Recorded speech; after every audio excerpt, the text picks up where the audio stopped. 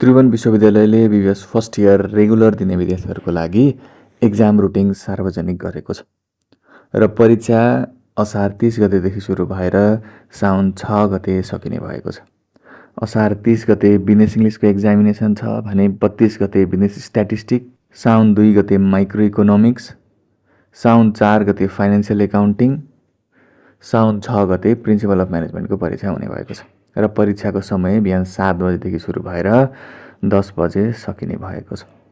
यदि तपाईँलाई business English र इकोनोमिक्सको न्युमेरिकल एक्जाम प्रिपेयर गर्न एकदमै अप्ठ्यारो भइरहेको छ भने मैले एक्जाम रिलेटेड भिडियोहरू अलरेडी मेरो युट्युब च्यानलमा राखिसकेको छु।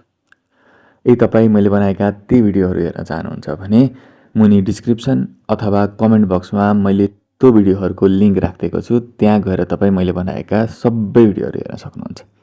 र यदि तपाईँलाई मैले बनाएका भिडियोहरू मनपर्छ भने भिडियोलाई लाइक र च्यानललाई सब्सक्राइब गर्न चाहिँ नबिर्सिनु होला।